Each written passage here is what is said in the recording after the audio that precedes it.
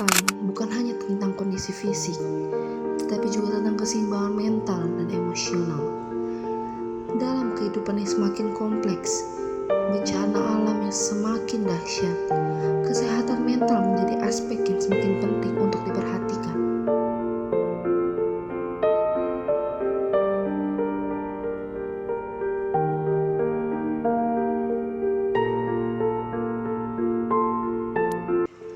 Di Indonesia, perkembangan keperawatan jiwa tidak lepas dari kontribusi seorang tokoh yang memiliki dedikasi tinggi, yaitu Prof. Asyriani S. Hamid.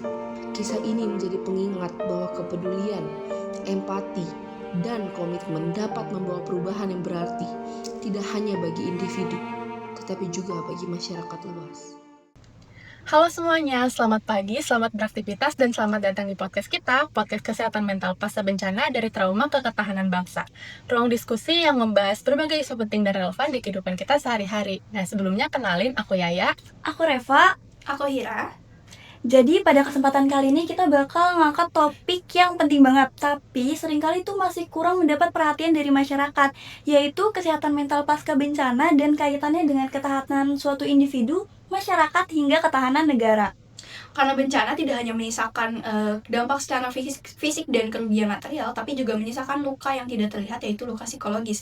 Dampak ini seringkali berlangsung lebih lama dan mempengaruhi kualitas hidup seseorang secara menyeluruh. Nah, dari podcast ini tuh kita bakal ngebahas gimana sih kesehatan mental tuh berperan dalam proses pemulihan trauma pasca bencana dari tingkat individu, masyarakat, sampai ketahanan suatu bangsa nih. Terus kali ini kita juga bakal kenalan nih sama salah satu tokoh penting di bidang keperawatan jiwa di Indonesia. Tokoh ini nih memiliki kontribusi besar dalam pengembangan kesehatan mental, yaitu Profesor Akhiriani Shoaimi Hamid. Yuk langsung aja kita mulai pembahasan segmen pertama.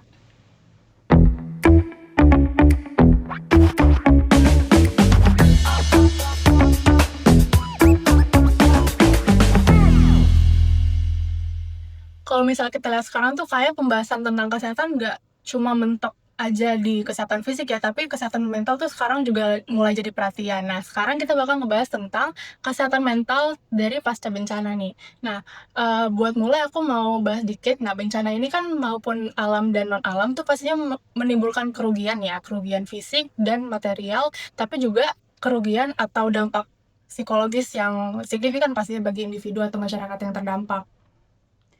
Nah, jadi gini, setelah bencana itu terjadi tuh banyak banget orang yang ngalamin gangguan kesehatan mental. Mulai dari stres, cemas, sampai depresi. Bahkan ada juga yang mengalami PTSD atau trauma yang cukup berat. Biasanya hal ini muncul karena mereka tuh kehilangan hal-hal berharga secara tiba-tiba. Kayak kehilangan rumah, kehilangan keluarga, bahkan mereka tuh kehilangan keamanan mereka. Ya bener banget, tapi perlu juga kita ingat kalau respon psikologis seseorang itu nggak sama rata setiap individunya. Jadi kita nggak bisa menyamaratakan respon mereka setiap pasca bencana. Semua itu tergantung sama usia mereka, pengalaman masa lalu, social support, sama sampai ke kondisi ekonomi seseorang. Makanya kayak kelompok-kelompok rentan seperti anak-anak, lansia, dan kelompok rentan lainnya itu justru mempunyai risiko yang lebih besar untuk ngalamin gangguan mental. Oke, kalau misalnya kita bahas dari konteks keperawatan ya, dari yang kita udah bahas juga tadi tentang Profesor Akhiriani, beliau ini tuh menekankan pentingnya gimana pendekatan holistik atau yang kita udah tahu pendekatan yang nggak cuma menekankan ke kondisi fisik seseorang, tapi juga menekankan ke kondisi sosialnya, ke kondisi psikologis, dan kondisi spiritual. Nah, ini tuh pastinya relevan ya buat situasi yang apalagi buat menangani pasien pasca bencana. Nah, jadi kalau tadi kita lihat dari sisi keperawatan ya, itu benar banget. Pendekatan yang dipakai itu nggak cuma fokus ke fisik aja. Jadi hal ini juga harus dilihat dari kondisi mental mereka. Kita juga lihat dari kondisi sosial, bahkan spiritualnya. Dengan kita memperhatikan hal-hal ini kepada korban pasca bencana, hal ini tuh bisa membangkitkan kesemangat mereka di situasi pasca bencana. Oke, jadi kesimpulannya tuh kayak penanganan kesehatan mental pasca bencana ini tuh nggak bisa jalan sendiri-sendiri atau secara parsial. Nah, kita juga butuh kolaborasi dari berbagai sektor dan pendekatan yang menyeluruh atau komprehensif biar proses pemulihan di masyarakat bisa benar-benar optimal. Nah, sebenarnya kan kita udah ngebahas tentang kesehatan mental pasca bencana nih. Nah, sekarang kita bakal lanjut ke topik selanjutnya nih teman-teman, yaitu tentang dampak kesehatan mental yang dialami oleh individu terdampak bencana, yang tentunya sangat beragam ya. Karena dampak ini tuh bisa berbeda-beda tergantung orangnya, dari kayak kondisi psikologisnya, dari pengalamannya, sampai dari dukungan sosial yang didapatkan oleh individu tersebut. Kalau secara emosionalnya sih, individu tuh, bisa ngalami takut yang berlebihan banget nih. Bahkan mereka tuh bisa sedih berlarut-larut sampai mereka kehilangan harapan mereka. Selain itu, mereka juga, jadi susah tidur, gampang marah, susah fokus, dan mereka tuh cenderung menarik diri dari lingkungan sosial.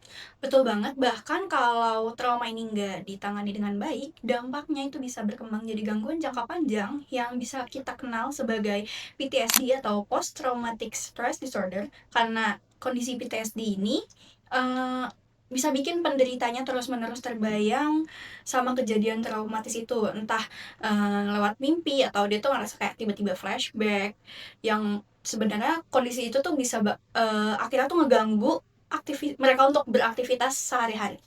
Nah, gak cuma itu ya teman-teman, tapi beberapa individunya juga pasti bakal ngerasa PD-nya itu berkurang dan rasa aman itu juga berkurang, yang pada akhirnya itu bakal menurunkan kualitas hidup mereka nih secara keseluruhan gitu.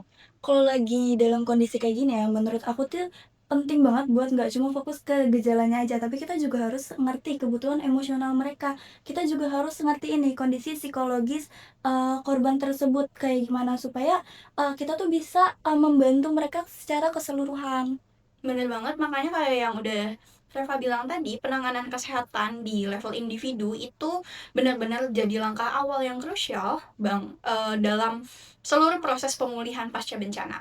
Oke, kita kan tadi udah ngebahas tentang kesehatan mental terhadap individunya ya. Nah, sekarang aku mau memersik sedikit diskusi nih, biar teman-teman yang lagi nonton dan mungkin yang udah berpengalaman juga, itu bisa lebih ngerti tentang ini. Nah, pertanyaan aku itu, apakah dampak ini juga berpengaruh pada masyarakat secara keseluruhannya gitu? Oke, kalau menurut teman-teman gimana nih? Kalau misalnya ngomongin dampak ya, kalau menurut aku sih, hal itu sangat mempengaruhi ya. Jadi kesehatan mental pasca bencana itu nggak hanya berdampak sama satu individu aja. Jadi kalau misalnya ada satu orang nih dalam komunitas lagi stres atau mereka lagi trauma, hal itu sangat mempengaruhi hubungan sosial mereka.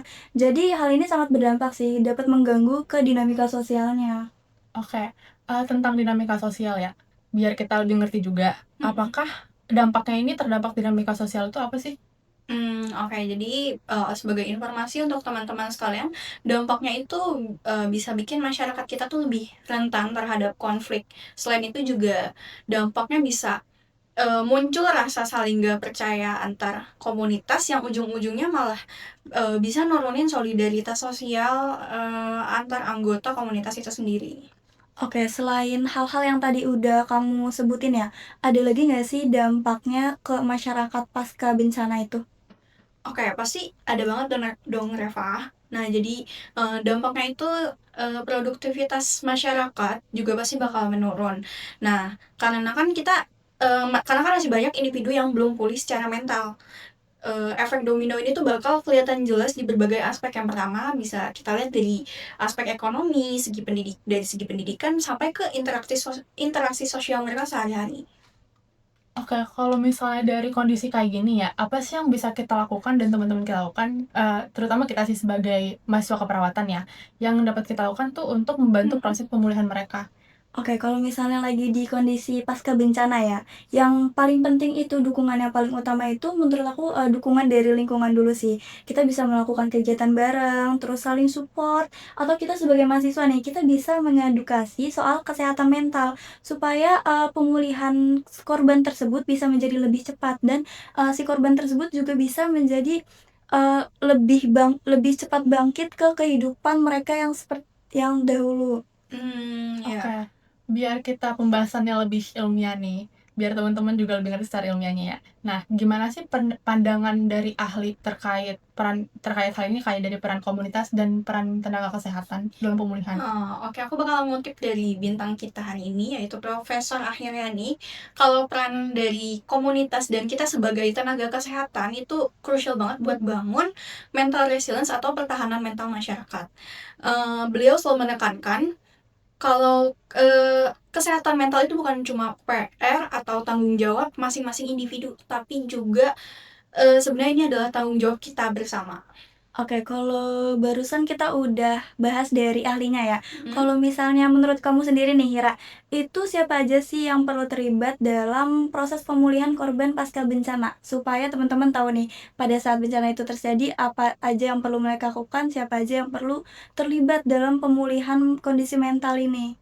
Oke, kalau menurut aku sendiri tuh, sebenarnya kuncinya itu di kolaborasi. Jadi sinergi antara, tenaga kesehatan, masyarakat, dan pemerintah, itu yang jadi kunci utama untuk nyiptain proses pemulihan pasca bencana yang benar-benar menyeluruh dan komprehensif. Oke, selanjutnya nih kita bakal masuk ke segmen selanjutnya ya, kayak dampak kesehatan mental terhadap ketahanan negara. Nah, SWN ini, kenapa kesehatan mental tuh jadi penting dalam konteks ini, dalam konteks ketahanan negara? Oke, kalau misalnya kita mau lihat lebih luas lagi ya, Ai. Jadi kesehatan mental ini juga sangat berpengaruh ke kualitas sumber daya manusia. Jadi kalau misalnya kita terganggu secara mental, otomatis produktivitas kita sebagai manusia jadi menurun dong. Sehingga kita untuk mengambil keputusan itu susah dan adaptasi kita juga jadi lebih sulit sih. Betul banget sih Reva, tapi, kalau boleh nambahin ya, kan, efek domino dari penurunan kualitas SDM tadi, itu tuh bakal berujung pada ketahanan nasional, terutama di aspek sosial dan ekonomi. Bayangin aja kalau semisalkan masyarakatnya belum bisa pulih secara mental setelah mengalami bencana, otomatis kan proses pembangunan dan pemulihan daerah tersebut tuh bakal terhambat. Ya benar banget, nggak cuma itu ya teman-teman, tapi dari kesehatan mental ini juga berkaitan sama stabilitas sosial kita, dari kayak gangguan psikologis yang nggak tertangani itu bisa merembet ke kayak risiko konflik yang meningkat sampai disintegritas sosial dan rasa kepercayaan kita yang bisa menurun terhadap pemerintah. Ya. Oke, kalau misalnya dari perspektif Profesor Akhir ya nih, dari sisi keperawatan nih.